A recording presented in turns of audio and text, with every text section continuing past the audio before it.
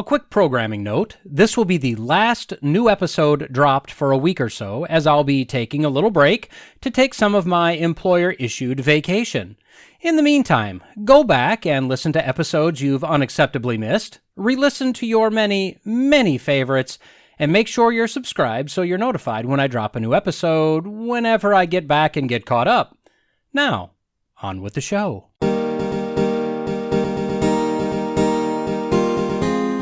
Good morning, good afternoon, and good evening, and welcome to the Logical Christian Podcast. I'm your Logical Christian, Dan Erwin. If you've joined me before, welcome back. If this is your first time here, welcome.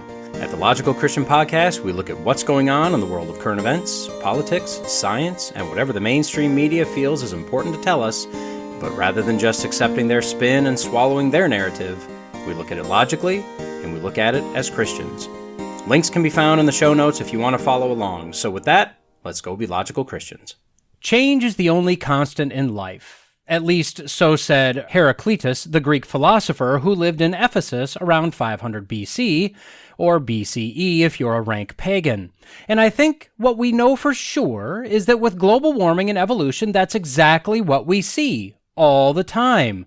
Except when we don't. But even then, it's probably happening. Just really slowly, or fast, depending on what we need it to be, and to do based on our narrative and agenda at the time.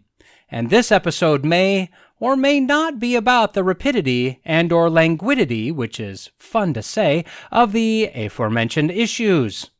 On today's episode, we'll find out why the moon people are constantly dealing with motion sickness, but we won't care as we've got bigger fish to dodge. Then we'll see no evidence of evolution, but we'll see it faster than ever before. And finally, we'll strive to understand why the planet waited so long just to squeeze everything in that it's ever done in the last 5,000 to 10,000 years. So, grab your Dramamine, hold on tight, and try not to put too much thought into this, because in keeping with the spirit of change... No, I'm too stubborn for that. Here we go! Look, I know what you expect from me and from this podcast. Don't even act like I don't know what you expect from me and from this podcast. And this is admittedly my fault. I know that you expect a light-hearted look at silly stories, a few yuck-yucks, some Bible-y stuff, basically a breath of fresh air. And then you can just go on with life. But every once in a while, something so serious, something so imminently dire comes across one of my news feeds that despite the horror, I feel it's my job, nay, my duty, to bring it to your attention, regardless of the terror that this may cause. So before I go on, know that you've been warned. If you're subject to night terrors, if you have a weak heart, or if you have heart terrors and experience weak nights, then I beg of you to proceed with caution. Found on techtimes.com, headline, NASA to create new framework as moon wobble 2030 alarms scientists. My friends, 2030 is less than 8 years away, and if that isn't scary enough, there's something about the moon wobbling, and that can't be good, right? Here's the gist of the article. First, there are a few things that we all know for sure. One, man-made climate change, specifically global warming, is definitely real. Don't even say it's not real. It's real. Number two, the seas are rising out of control. Number three, floods are getting worse every single year. And four, hurricanes last year were the worst ever every single year. Now, we also know that the moon controls the tides. I split this one out separately because it's the one with actual real science behind it, and you may never have thought about it. I never have until I started researching for this review. There is purpose behind it, and we'll get to that. Anyway, the moon wobbles. Why? Don't know. Could have been designed that way, could have been a large meteor strike, maybe aliens. All we know is that it wobbles. This basically means that it has a rotational axis that's slightly tilted compared to the rotational axis of the Earth, so as the moon spins and the Earth spins and the moon rotates around the Earth and the Earth and moon rotate around the sun, the moon has what we perceive as a very slow wobble. And when I say slow, we're talking about a cycle of about 18.6 years or so. Due to this wobble, the gravitational force on the Earth changes over the course of that cycle. The first half of the cycle apparently doesn't have that great of an effect on the Earth, actually a somewhat lesser gravitational force. But the second half of the cycle places more gravitational force on the Earth, which in turn will cause somewhat exaggerated tidal activity. And this, my friends, is probably the death knell. So we only have about 7.5 years to get all we can get, to go for the gusto. Be all you can be. Just do it. Be the quicker picker upper. I don't know. I ran out of commercial-based motivational quips. Let's move on. Sure, this wibbly-wobbly cycle has always been there, but man-caused boiling of the oceans and heat death of the planet is, well, also not actually brand new, but it's getting worse because we're doing literally nothing about our greenhouse gas emissions. Except for all of the stuff that we're doing about our allegedly planet-killing greenhouse gas emissions. So because of our refusal to live like cave people of old, because of the rapidly melting and disappearing glaciers and ice sheets and the total extinction of all polar bears that comes with that, because of the massive amount of heat we insist on pumping into the oceans, causing them to expand and grow, well, sir, or ma'am, and those are really the only two options possible, the flooding will be more severe than ever before, scientists predict. It's okay, though, not all is lost. NASA and the National Oceanic and Atmospheric Administration, or NOAA, or NOAA, will be using past data, a bunch of assumptions, some statistics, and probably a Commodore 64 to produce a model to predict flood scenarios over the next 60 years. Now, I don't know if they've started this. I don't know when the results of the model will be revealed, but I can almost guarantee you it'll predict our doom. I mean, regardless of the results of the model, the foregone conclusion is that we're all doomed. So if the model says we aren't, they'll go in and tweak the assumptions used to build the model until it falls into line with the accepted narrative. And no, I'm not actually joking about that. That's exactly what they'll do, because if they don't have fear, they have no other way to control at least the American population and psychologically manipulate them to capitulate to their demands.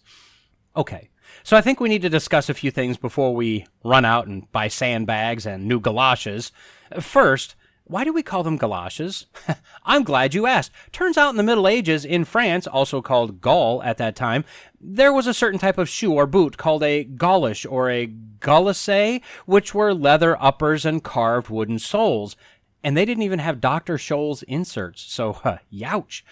Well, when the Romans conquered Gaul, they borrowed the Gaulish boot style. The leather protection apparently made its way to more modern days when particularly women's boots were made of fabric but galoshed with leather in order to protect them from water and weather.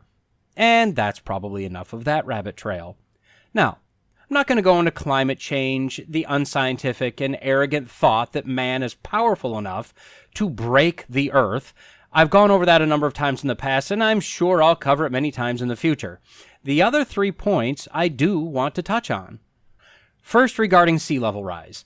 Okay, yeah, that's a big maybe. And I don't care what agency, what politician, or what scientist tells you that the oceans are rising. They literally don't know, nor can they.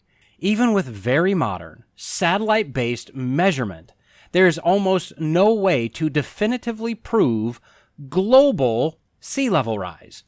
We can quantify local level rise or fall, but because of how many factors go into a planetary sea level, we just don't know. And just to dispel the idea that if the glaciers melt, the seas rise, any ice that's currently in the water, ice sheets, glaciers, icebergs, etc., are nothing but giant ice cubes. Just like your nice cold beverage with a handful of ice cubes won't overflow the glass if the cubes melt, neither will large ice cubes overflow a large container of water, the planet. The only ice or snow that could contribute would be the land-based. So think Greenland or the frozen tundra, the real stuff, not Lambeau Field, or mountain snowpack. And even then, it has to be a large enough amount to affect the globe, and it can't just be seasonal. So, although there are fancy graphs, nobody really can say for sure. That said, if we take these climate scientists at their word, and remember, they have a stake in if the climate needs fixing or not, The worst that the levels are rising are about 1/16 to 1/8 of an inch per year. I kind of think we can noodle our way around that. If we can keep New Orleans pumped out and dry for some reason, I think we can manage a very, very slow creep of water per year. As for hurricanes, are they getting worse? Is every year worse than the year before? The predictions always say that they will be, but are they? Well, data, as I've found, is never in a format that's actually useful.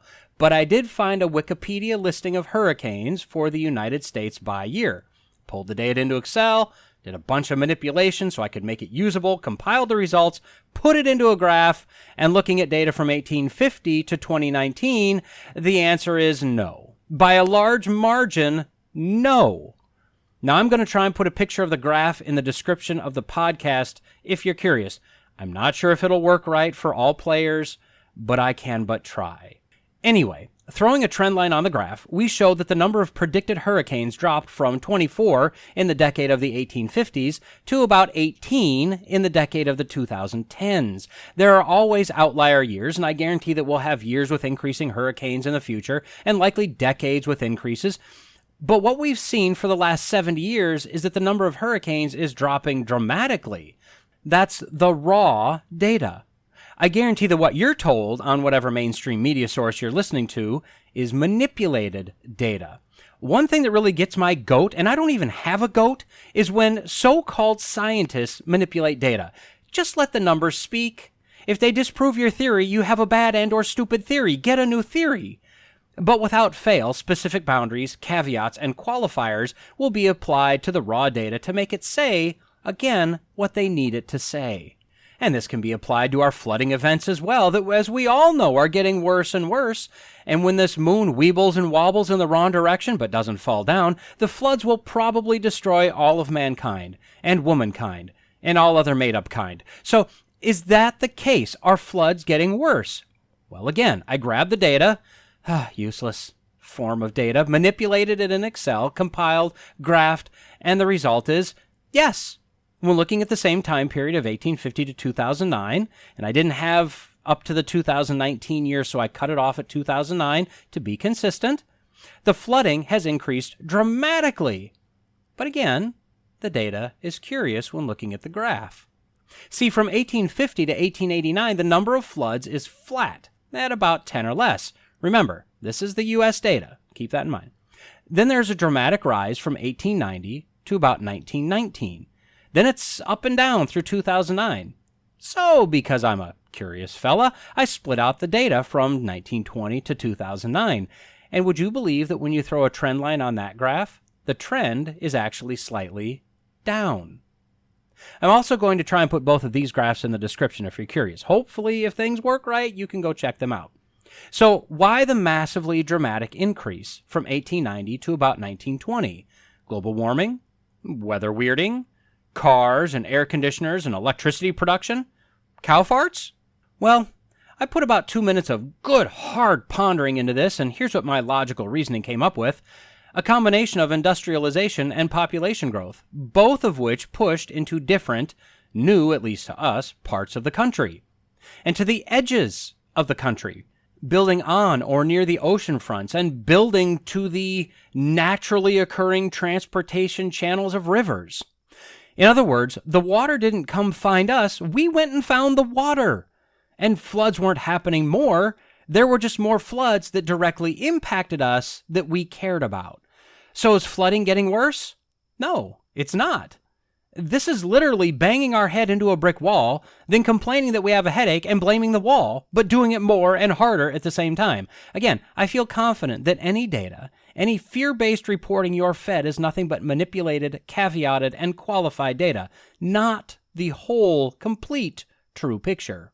The reality is, this is man living in a godless world entirely constructed by random chance. When there isn't a designer, when there's no design, when there's nothing firm to rest on or fall back on, This is the kind of terror that grips the hearts of man. And I'm not talking about the John Kerrys and Al Gores and Bill Nyes, Barack Obamas of the world. They either don't believe in global warming or don't believe it's going to be that big of a deal, or they're sure that their money and status will rescue them. What they do believe is that there's plenty of money held by numerous fools that they can help them part with. No, I'm talking about the Greta Thunbergs of the world. This shrieking person, I think she's 18 now, she's been told her whole life that the world is going to end, it's going to burn up, that she has no future, that she has no hope, and it's because we, the rest of us, don't care. We'd rather get ours now and watch her burn. She's angry. She's admittedly terrible, but she's scared. She's more than scared. She is terrified. Something like this moon wobble, combined with man-caused destruction of the planet, will ensure her destruction. She literally has no hope, no reason for joy, no peace, no love, because she has no faith, no knowledge, and likely right now no interest in a God. Although she's nails on the chalkboard to me, it's very sad to watch. Her entire life has been stolen from her so far, all because of a lie. But there is design.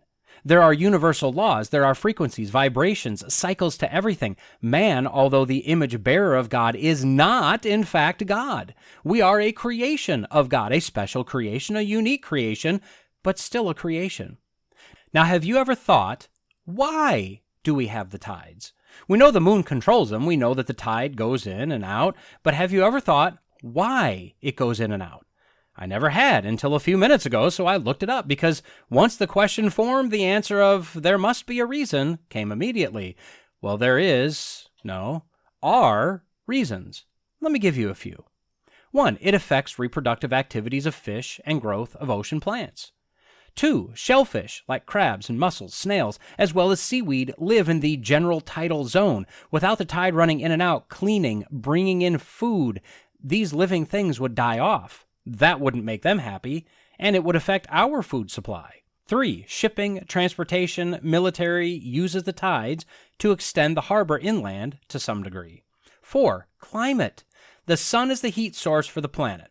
The oceans are the heat sink for the planet. They absorb or release heat as needed to try to maintain a relatively steady climate. The constant flowing and churning of the water stirs the water, allowing for the proper climate and weather maintenance of the planet. 5, energy. Some nations or communities use the force of the tides to produce energy. And there are likely many, many more things that the tide does. It almost seems designed. And knowing that if the moon was a little farther away or a little closer, we'd either have no tides and none of the life-giving, planet-maintaining benefits of the tides, or we'd have tides that would literally violently flood the planet every single day. It almost seems like the delicate balance of life, tides, and the moon were also designed perfectly. The study of tides, the moon wobble, flooding potential are all worthwhile fields of study. These could definitely play an important role in the future, and if done correctly, could give us great information that we could use if, and only if, the accurate, unbiased models predict something of concern. But to totally discount a creation, and more importantly a creator, results in exactly what we've been getting, what we are getting, and what we will be getting. Faulty conclusions based on poor models, because of selective and or bad data, due to a forced narrative that's being pushed either out of fear, greed, or a desire for power. All the while, the same people that know more about the design that God created, set in motion, and maintains, either refuse to see God or choose to ignore him. And because of that, all they can do is rely on their own fallible wisdom, driven by human emotion and motive. They're right in their unregenerate thinking to believe that man is the God of the universe. Even in a fallen state, mankind can sense that we're created in the image of God, that there is something unique and special about us, well beyond the random chance of evolution. And they also know that there must be a highest authority. They just wrongly place that burden on the shoulders of men who are never designed to carry it. And based on that flawed thinking, they're correctly living in fear of man destroying the environment or the planet altogether, as we are the masters of our own destiny, the wise wise man. As Christians, we have a higher view. Let me encourage you, if you're a Christian and you believe in this idea that we're going to destroy the planet, you need to get into the Bible and read about the power, control, and will of a sovereign creator God. You and I, and 8 billion of us, aren't strong enough to thwart or even change one atom, one desire of God's plan and will. We work within it. And our prayers and our petitions matter. They definitely serve a purpose, and we are absolutely to do that, but they matter within the scope of God's ultimate will. You may also want to read about fear. We don't purposefully trash the earth, but we don't need to live in fear that we're destroying it by using plastic straws or driving gas-powered vehicles. We also don't need to fear that a wobbly moon that for thousands of years has wobbled around during naturally occurring warmer and cooler periods on the planet will wobble us out of existence. God not only has the whole world in his hands, he's got the wobbly moon in his hands, and it wobbles to the precise degree it's supposed to wobble. No more, no less. And the same can be said about the tides. Not one grain of sand will be hit by the tide that's not supposed to be. The tide will only come in and go out to the exact fraction of an inch and go as many places to the right of the decimal as you want, as God has ordained it to go. Although the context of 1 Thessalonians 4:13-14 is regarding the resurrection of the dead in Christ, reassuring those still alive that just as Jesus was resurrected, so too would be those children of God who had already passed on, I believe that the concept of the passage can be carefully applied more broadly and is apt in many situations, including this one. The text reads, "But we do not want you to be uninformed, brothers, about those who are asleep, that you may not grieve as others do who have no hope. For since we believe that Jesus died and rose again, even so, through Jesus, God will bring with him those who have fallen asleep." How many people are grieving as someone that has no hope because the planet is being destroyed and catastrophe is imminent? Because not only do they not believe in the resurrection of Jesus, they don't believe in a God at all. Or if they do, they have such a low view of God that he's nothing but a relatively weak, bitter old man ready to punish you if you step out of line, yet has no control over this creation. For those that know God, rely on God, put our faith on the one who died for us and gave us that faith when we had none of our own to give, if he can resurrect the dead, if he can lay down his own life and take it up again, how difficult is it to create and maintain a mere planet? We can be joyful and peaceful knowing that we have hope. And if it's his will to maintain or destroy this planet, we can be assured that God has all of this in his hand, and his ways are higher than our ways, so he will always do what brings him the most glory, and he's promised that for his children, all things will ultimately work out for good. Not always the easiest, but always the best. We are to be caretakers of the earth, not worshipers of it. We are to fill up and use the earth and all the resources available to us, not tiptoe around hoping to not disturb Mother Gaia. We are to place our hope and faith and cast all of our cares on God, not in and on ourselves. For those of us that truly believe in the God of the Bible, a wobbly moon is nothing more than a wobbly moon. If evolution is real, why don't we see monkeys turn into humans today? Have you ever heard that argument? Have you ever used that argument? It's supposed to be a gotcha argument, forcing the evolutionist to his knees, begging for mercy, but typically they just respond with something like, well, that's not how it works. And, that's correct, sort of, per their theory. This isn't how it works. At least, that's what we thought, until now. Found on ScienceAlert.com, headline, "Evolution may be happening up to 4 times faster than we thought. Massive study finds." Well, now monkeys won't turn into humans 4 times faster than before. I know that I, for one, am excited about the prospect of what this might mean. It'll be fun to watch evolution just cruise on by. "What was that?" I'll say. "A transitional form," a random scientist will reply. It'll be amazing. But before we get too excited, let's take a look at their proof, because I always thought that evolution took millions of years. So let's say that a thing evolved to another thing in a mere 1 million years. Well, 4 times faster is 250,000 years, and seems like that's still hard to study. But maybe they have a DeLorean or a TARDIS or something. The study is done by an international research team from the Australian National University and the University of Exeter and looked at genetic variation. To which I say, The premise they're working with is that, quote, the more genetic differences there are in a species, the faster evolution can happen, as certain traits die off and stronger ones get established. To which I say, that's not how evolution works, by definition. But okay, let's go with this for just a moment longer. They call these genetic differences the fuel of evolution. So they looked at 19 wild animal groups around the world to look at genetic changes. A few of the animals they analyzed were the superb fairy wren, the spotted hyena, song sparrow, and the red deer. Admittedly, the study has spanned a relatively large amount of time. The average of all the groups is 30 years, with the longest study being 63 years and the shortest being a mere 11 years. The team took 3 years to compile the accumulated data so far, and I say so far because the studies are still ongoing for now. In compiling the data, they quantified how much species change had occurred from genetics and natural selection. The findings so far reveal that many more changes are happening than they first thought, so the fuel is much greater than they surmised before. Why is this important? Well, it will apparently allow them to model how fast a species can adapt, which is important.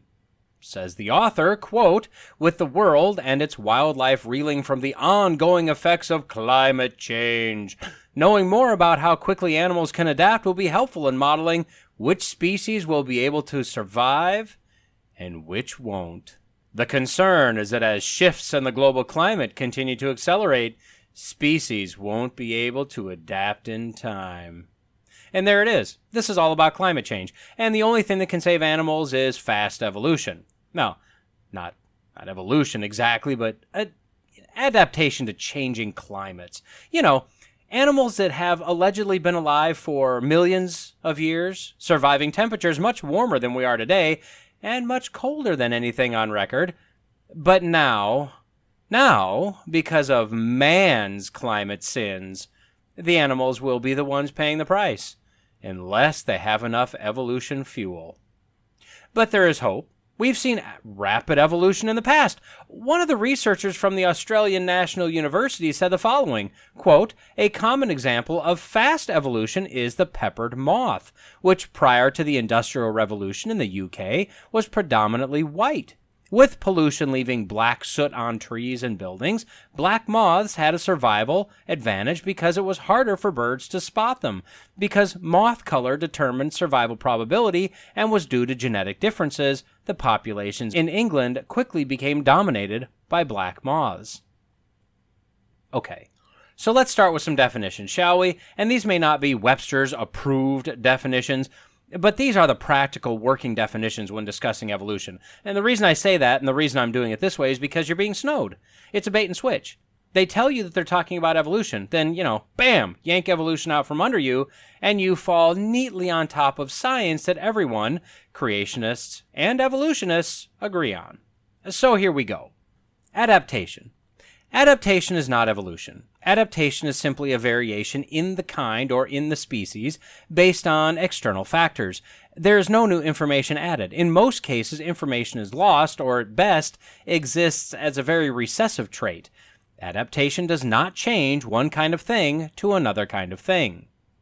Genetic variations. This is nothing but glitches in the DNA or traits becoming more or less prominent. Again, variations are not adding any new information. They're simply working within their defined structure. In many cases, a variation can be synonymous with a mutation, a mistake in the genetic code. Again, variations do not change one kind of thing to another kind of thing. Evolution. This is the big one. Evolution, by definition, is an upward process. Although a trait may be lost, it will only be lost if it benefits the whatever we're talking about and will be replaced by a brand new thing that's better. This is why people make the joke about, why would we humans lose our tails? How handy would that be? And, yeah, that's correct. There are some who try to say that it was a defensive measure, as animals can be caught by the tail, but the benefits to having a functioning tail would far outweigh that one potential negative. Evolution, nearly every time it's discussed, is not talking about variations within a kind. Those that discuss it are talking about a different kind, something different and more advanced than what it was to begin with. There is one kind of evolution called microevolution that is variation within the kind. Although poorly named and wrongly lumped together with evolution, that is a kind of evolution that every scientist agrees happens. That takes care of the definitions. Now just a bit of legwork. Adaptations and variations happen all the time. Quite often, evolutionists study viruses and bacteria because of the very short lifespan, so many generations can be observed in a short period of time. As we should all know by now, the COVID virus has gone through a number of variants. These are the variations and adaptations. And what do we have? We still have a virus. It hasn't made one change toward upward mobility. It's just a virus. So why the variance? Isn't that evolution? No, it's not evolution at all. It's microevolution at best. The variance in this case can be caused by two things. The first is genetic mutation. Evolutionists will claim that beneficial mutations is what evolution builds on. The only problem is there's never been any of those observed anywhere. It's a fictional thing. But a mutation doesn't always mean something is now unable to sustain or progress. So a glitch in the code, passed from generation to generation, propagated along, could cause a viable variant. Additionally, natural immunity, and yes, even the so-called vaccine, at least on the original variant, would kill off a large majority of the viruses. However, as is nearly the case every time, there are some that are, for whatever reason, naturally immune to what we've thrown at it initially. Those few remaining viruses reproduce and make more that are resistant to the first attempt. This is why the vaccine, regardless of what we're being told and completely disregarding all the warning signs about it, is proving to be less and less able to do anything against the current generation of the virus. This is also why those that have been sick may get sick again. Think of the flu. Again, this is not evolution. You started with a virus, you've gone through multiple generations, you've still got a virus. If we go back to the study claiming evolution crossed paths with Speedy Gonzales, who, sidebar, is generally considered a racist stereotype at this point in our insane history, but that's a different story for a different day. This study said they followed and analyzed 19 animal groups around the world, an average length of 30 years, the longest being 63 years, and you know what they've still got? The exact same types of animals. The adaptations and piles of genetic variations haven't even started to make the slightest evolutionary change to the animals they're studying. Now, the argument would be, it takes a lot longer than that, hundreds of thousands or millions of years, to which I'd say, prove it. Sure, maybe 30 years isn't long enough in the world of evolution to see something transitioning into something else, but you'd think if we were around for millions or billions of years by this point, that we would have intermediary creatures everywhere. We'd have half fish, half amphibian. We'd have half lizard, half bird. We'd have whales with back legs trying to walk onto land. We'd have missing links between apes and humans, but we have zero. There are literally none. The assumption is that it all happened in the past and isn't happening anymore. Is that logical? Why? Why isn't it happening anymore? What happened? Well, I say that, except for the fact that it is happening at a rate up to 4 times faster than we believed it was previously, but not in anything we can observe. Furthermore, the only transitionary things these scientists can dredge up are fossils, bones, that an artist uses, at the discretion of the scientist, to create what those bones look like with flesh and muscle on them. We literally have no idea what they look like, but the evolutionary scientists know what they need it to look like, and so it does. Problem is, bones are bones. There's no way to tell by the fossils if those bones helped create any offspring. They're just bones. Let's talk about the peppered moth now. I'll be honest, I'm shocked that they actually brought this one up. This was debunked years ago as being scientifically wrong, and in fact a complete hoax and scam. It's one of the botched, fudged evolutionary claims that literally everyone knows about. A very quick summary is that there were 2 colors of this certain type of moth in the UK. There was a light and a dark variation. They would land on trees and eat, I don't know, whatever they ate or whatever. I don't know. It doesn't matter. They landed on trees, and birds would eat these moths. The trees they generally landed on were trees with a light-colored bark. As a result, there were a large number of light-colored moths, but very few dark moths. As the region industrialized and soot and pollutants got into the air, the tree bark became dark because of lichen growth. The bulk of the population of the moths apparently shifted to dark-colored moths, with a drastic reduction in the light moths. The claim was that this was rapid evolution of the moth for survival. So, first we started with moths. Then we ended with moths. That's not evolution. At best, this is adaptation. There were two large problems with this scientific conclusion, however. The first was the curious absence, although the author did mention it here, the absence of any discussion about the birds eating the moths. The fact is that with the lighter bark, the lighter moths were more easily camouflaged. When the color changed, the dark moths were harder to see, so this may be natural selection, but it's natural selection by the birds, naturally selecting the moths they could see. Since the moths had the genetic possibility of both light and dark color, as the light-colored moths were taken out of the population, the dominance of the dark-colored trait appeared. So as the moths listened to Berry White Moth and made sweet, sweet moth love, making little mothlets, the dominant darker trait took over. The second problem is that a good many of the dark-colored moths that were counted after the bark darkened, and a good number of those photographed on the dark tree bark, were already dead. They were glued on to help pad the numbers. The peppered moth hoax was a scam perpetrated by scientists that, I guess wanted fame. It wasn't a scientific study, it was a fairy tale. And even if the population shifted, that only proves genetic manipulation from outside actors, not evolution, as the moths were still all just moths. Now think of genetic manipulation this way. If I wanted an entire population of people over 7 feet tall, all I'd have to do is measure everyone after their growth is done, but before they reproduce. If you're over 7 feet, you live. Go make babies. If you're under 7 feet, well, you're not a whole lot of use to the world anyway, so we kill you. Over a few generations, we have a population of NBA centers with the odd recessive mutant popping up. That's, of course, disposed of as soon as we know their glaring defect. So coming back to this study, what did they actually discover? Well, it wasn't evolution. There's still no actual literal proof for evolution. Not any. Nothing. All they discovered is that living things have the ability to sustain a massive amount of genetic variation and still produce the exact same thing.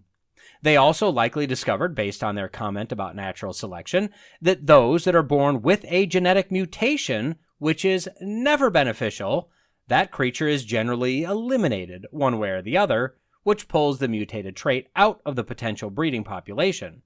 When you boil it down, they discovered that the creation that God made in less than a day with regard to land animals was so perfect that even after 6,000 years of copies, 6,000 years of the curse of sin, 6,000 years of genetic defects, mutations, and adaptations, these created creatures, the same as humans, continue to recreate viable, identical copies. The problem with studies like this is the same problem you find from every evolutionist. Everything you read in a textbook, everything you hear from a professor. Mutations happen, and although we can't show you any, some must be beneficial. Tiny changes, when compiled together, although we can't show you, must create something different. And although the only changes we can show you are losses of information, there must be some changes where information is gained. I mean, look. I get the idea of a magical sky god creating everything in 6 days, 6,000 years ago, is a hard pill to swallow for many. It's a fantastical tale, but the Bible tells us that we can know God exists by just looking around us. There's no way the intricacies, the symbiotic relationships, the vital systems for life all developed by chance at just the right time. This design demands there be a designer. To think otherwise is simply lunacy. And to try to tie the two world views together, that either creates a weak, stupid God or a cruel God, neither of which are the God of the Bible that I read. Nowhere in the Bible does it say that you must believe in a 6-day creation 6,000 years ago to be saved. But I think a disbelief or a worldly compromise in this area sets up a number of theological issues that can't be remedied and sets you up for accepting compromise in all doctrines found in the Bible. So I personally believe it's much more vital for the Christian to get right than most would want to admit. That said, if you insist on saying that the scientists of the world must have it right, millions or billions of years in evolution through natural selection, survival of the fittest, and the compiling of genetic variations and adaptations, and all those must play a part in what we see today, let me encourage you to take the proof that you're handed, such as a study like this one, and pick through it very, very carefully. I don't think it'll be long before a belief in evolution leaves you with your feet firmly planted in midair. To use another saying, if you truly dig into what you're being told is true, you quickly see that the emperor of evolution has absolutely no clothes whatsoever. So don't just accept something because the so-called experts tell you it's true. In all aspects of any worldview, Christian or pagan, test everything. Although I wouldn't commend the theology such as it was of Thomas Jefferson, his following quote, I believe, is very apt. Quote, "Fix reason firmly in her seat, and call to her tribunal every fact, every opinion, question with boldness even the existence of a God, because if there be one, he must more approve of the homage of reason than that of blindfolded fear." God does not fear you digging into every nook, every cranny, testing every claim, honestly questioning everything, because God will pass the test every single time. Try that with the theory of evolution. Try that with evolutionary scientists. You'll get a very different reaction and a dramatically different result. Anyone at all. I keep asking this question, with one environmentalist on Facebook telling me I'm asking good questions and then not answering the question. This based on the money we're spending, the problems we're creating, the agreements we're signing, the continuing or increasing poverty, starvation, and death we're inflicting, especially on third world countries, should be a vital question to be answered. Based on all the models, based on the panic and fear, based on the massive number of experts, legitimately very smart people, this should be a fairly straightforward question with a fairly simple answer. So what's the question? Well, I've mentioned it in past episodes. What is the correct temperature for the planet? The follow-up, if I could ever get an honest answer, the only honest answer being we have no idea, would be, then how do you know it's the current temperature? See, about 50 years ago or so, we were in danger of the next global ice age. There were articles being written about how we could put particulate in the air to capture and retain more of the sun's heat, or paint roofs of buildings black to warm the planet. And then 30-ish years ago, it shifted. Now it's global warming, a planetary heat death, and it's coming right now. Now, knowing the way the Word of God explains the end of this age, yes, the heat death of this planet is coming, but it's going to be much, much warmer than the climate alarmists are predicting, somewhat warmer than the 1.5 degrees Celsius rise they're predicting is the irreversible destruction of all mankind. And man-made stuff, volcano eruptions, cow farts, won't bring it on, nor will man-created solutions, carbon capture, electric vehicles, stop it. As I've stated before, we have markers all over this planet that point us directly to God, to His design. We also have findings and revelations through what the world considers the only legitimate form of science that basically shouts, "Young Earth creation by God." Found on phys.org, headline, Antarctic glaciers losing ice at fastest rate in 5,500 years, finds study. Anytime I see something like mass grave found 7,000 years old, or oldest tree estimated at 10,000 years old, or in this case, we're losing ice at the fastest rate in 5,500 years, it makes me, and it should also make you, sit up and take notice. The first question to ask is, why? Why that time period, exactly? I mean, it could be nothing, it could be something. It's worth digging into, though. So dig we shall. Now first, I want to warn you. If you have a weak heart, if you have anxiety over being afraid, if you scare easily, sometimes resulting in a little dribbling, you may want to sit down. Unless you're the last one I mentioned, in which case, don't sit down. Just saying.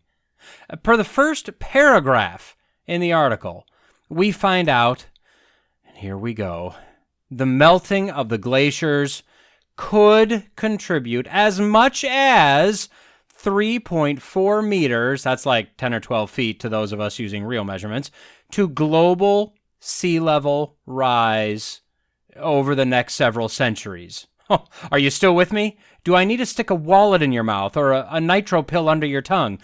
So we'll ignore the fact that they use those oh-so-scientific words of could and as much as, although by telling you I'm ignoring them, I'm not really, well, never mind. So let's break down these several centuries comment, shall we? First, 3.4 meters is 11.15 feet. Several centuries would have to be at least 3, right? So that would be a sea level rise of 3.72 feet per century, which is 0.037 feet, or 0.45 inches per year, which is 0.0001 feet, or 1/1000th of an inch every single day. Now look, I may just be a glass half full kind of guy, with a cheery disposition, great sense of style, charming wit, but it almost seems like we could almost adapt to 7/16 of an inch of sea level rise per year. Maybe it's just me. Not the point of this review, so let's move on. Apparently, the east and west Antarctic ice sheets make up the Antarctic ice. The west is thinning at an accelerated rate over the last few decades, and a few glaciers are specifically vulnerable and are already causing the seas to rise. And you're mocking sea level rise. Flat earther. Well, a study being led by the University of Maine and the British Antarctic Survey, which is quite possibly my favorite of the Antarctic surveys, and the Imperial College London is studying these vulnerable glaciers that are being bullied by global warming, and found that they're retreating at a rate not seen in the last 5,500 years. Dr. Dylan Rood said, quote, "These currently elevated rates of ice melting may signal that those vital arteries from the heart of the West Antarctic ice sheet have been ruptured." Oh, ruptured arteries sounds bad in almost every case. He continues, quote, "leading to accelerating flow into the ocean that is potentially disastrous for future global sea level in a warming world. Is it too late to stop the bleeding? Well, I mean, from a ruptured artery, I'd almost have to say, maybe? I don't know. The article continues by stating that the mid-Holocene period, which is probably my favorite, but about 5,000 or so years ago, the climate was warmer, glaciers smaller, sea levels higher. Now, wait a minute. The climate was warmer? How? That literally can't be possible, can it? We know that man is causing global warming because of industry and cars, electricity production, etc. Can someone explain to me how the climate was notably warmer 5,000 plus years ago? So, not going into the details, they studied what used to be the beaches from back then, analyzing what they found with radiocarbon dating and determining that there had been a steady fall in the relative sea level over the last 5,500 years. Now, remember, the dating methods in general are not reliable. They're less than accurate because they're based on some very unscientific assumptions. However, that said, when the assumptions lose their wildness because they're assuming much younger ages, such as 5,000 years, the dating tends toward increased accuracy. So would I say they're spot on at 5,500 years? No, but I bet they're close. They also found that the rate of ice mass loss has increased to a rapid rate more recently. Now, the article doesn't say how they know that, and to be honest, I don't really care. There's a good chance that that's actually accurate. It's not worth arguing over, in my opinion.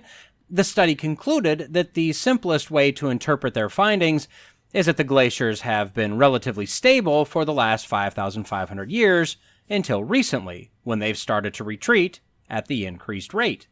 From a scientific view, we could argue if the globe is warming or not. Some data suggests it is, some data suggest it was, but it hasn't been for about a decade. I think I'm satisfied saying that the global temperature at least has been rising slightly over the last 30 or so years, very generally over the last 100 plus years.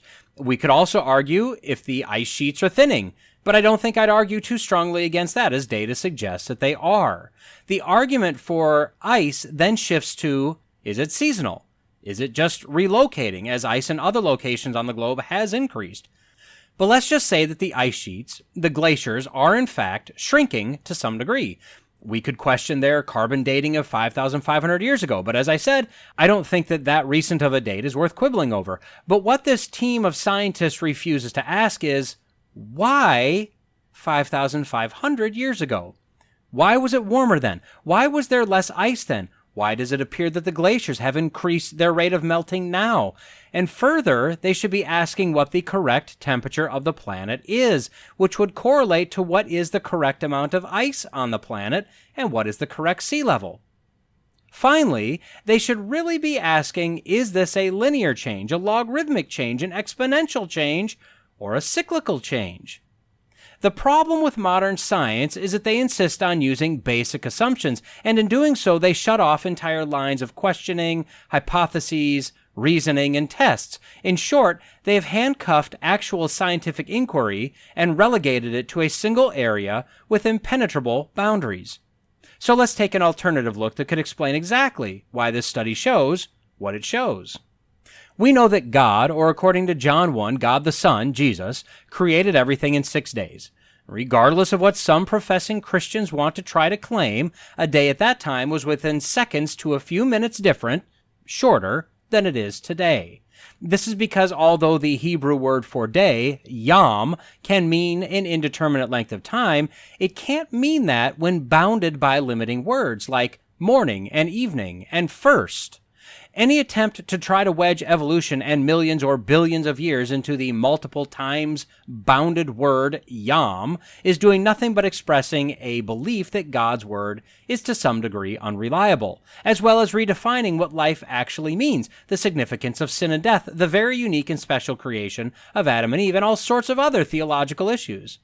It also calls into question either the knowledge or the honesty of Jesus. Bottom line, I think we may want to be very careful before we decide we know better than the Bible. So, a day is a day. We know that the creation was originally one main landmass surrounded by water around the rest of the globe. Again, we take the biblical account as accurate. We know that there was a specially prepared area, termed garden, in this landmass somewhere. My guess is that this was a substantially large garden. We know that a mist watered the land, as well as rivers springing up and originating from the center of the garden. I believe that the general consensus is that the garden, and I'd say logically the entire landmass, was more of a tropical kind of climate, something perfect for humans to live in, something perfect for animals and vegetation. We don't know the tilt of the Earth. We don't know if there were ice sheets or glaciers anywhere in the world at that time, but it definitely wasn't an ice age.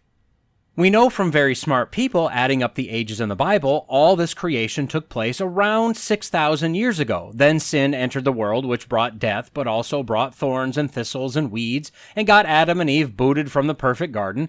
But this didn't change the tilt of the Earth. This didn't split up the landmass. This didn't change the climate. So for about 1,500, 1,600 years or so, this temperate to tropic climate existed. Then the flood, Noah, the ark. This is also most likely when the massive asteroid impacted the Earth near the Yucatan Peninsula. This flood would have most likely been the cause of the crust breaking into the plates we have today. Some believe this is where Pangea, the plates and land masses all shifting around the planet, happened.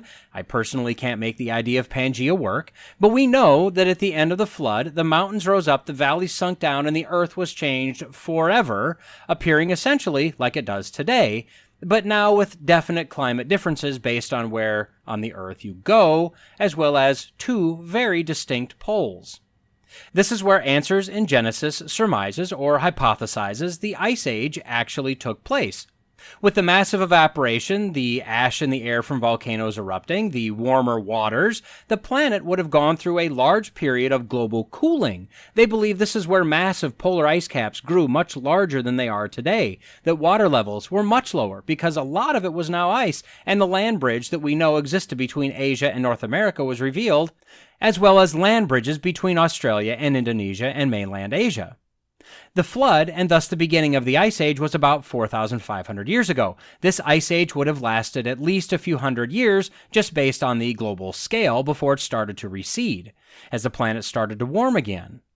So 4,000 years ago, warming started versus 5,500 years ago? Not that far off. And 5,500 years ago, there is evidence that it was warmer than it is now? Seems a little bit biblically logical, doesn't it? Now, can this be proven? No, not beyond a shadow of a doubt, but neither can any theory that includes evolution. These are both logical hypotheses based on the interpretation of evidence and assumptions made. The difference is that Christianity also has a written record. In fact, is the most verified written record of all time, with more independent historical manuscripts or copies than any other literary work. Additionally, essentially nearly all of the historical accounts of people, places, and events have been verified as to have actually happened with real discovered evidence. This isn't to mention that the theory of evolution literally makes no sense. So as I said, I can't tell you 100% for sure that what this study found was actually evidence of the flood and resultant ice age, but it sure seems like an interesting coincidence, doesn't it? And that brings us back to our original question. What is the correct temperature of the Earth? Well, if the Ice Age theory that I've admittedly ham-fistedly summarized from Answers in Genesis is correct, then there's a very good chance that although we have small intermediate cycles of warm and cool, the overall oscillation, the steady-state temperature, hasn't been reached yet, or at the very least, we've actually cycled past the correct temperature to the warm side, and over the next decades, we'll start to cool again, heading back toward the correct global temperature. We literally have no idea, no reference, no way to hypothesize with any level of accuracy as to the final correct temperature or even temperature range of the Earth. Personally, I take an article like this one and see it has more aligned with the biblical account of the Earth over the first couple thousand years after creation. I can easily see how it fits. What I can tell you for sure is that the theory that mankind is literally powerful enough to overcome the systems that God set in motion is laughable. The idea that we have set in motion a perpetual heating of the Earth that will continue for all time, unless of course we save the planet from ourselves, is ridiculous. The idea that we should be afraid that an additional 1.5 degrees Celsius, or about 2 degrees Fahrenheit, even if it did cause the sea levels to rise up an entire half an inch per year, is flat out silly. And that's just tackling some of the systems and laws that God put in place. Even more ridiculous is the idea that we, the creation, can do anything to bung up the plans of our all-powerful, completely sovereign Creator God. Nothing happens that God doesn't decree to happen, and you're free to take that as you'd like, with the caveat that we must all admit that God has authority over every atom of everything He's created.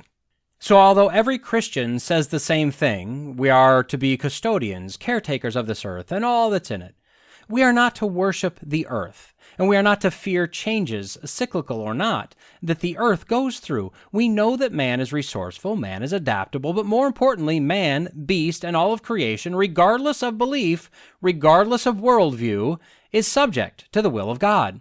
The Bible tells us over and over to fear not. Romans tells us that God can be clearly seen in the things that have been made. I'd say it's time for all of us to look for God in everything, even the alleged findings discovered by secular science. When we see Him, when we can find His sovereign hand throughout all of creation and throughout all of history, there is no better reason, in my opinion, to not only fear not, but to praise and worship a God more powerful than anything and everything He created. And with that, we've reached the end of this episode of the Logical Christian Podcast. If you've made it this far, the odds are you liked what you heard. I'd greatly appreciate a like, a comment, and a review if you're so inclined. As you likely already know, it all helps with the algorithms. Don't forget to subscribe so you can be notified whenever a new episode drops. And finally, if you found this podcast useful or entertaining, share it with your friends, your enemies, your in-laws, your outlaws. If you want to reach me, you can do so at lcpodcast@outlook.com, or increasingly, I'll be using @lcpodcast on Getter. Lawrence J. Peter said, "Against logic there is no armor like ignorance. But Jesus told us that if you abide in my word, you are truly my disciples, and you will know the truth, and the truth will set you free." So stay in the word, stay logical, stay faithful, and until next time, God bless.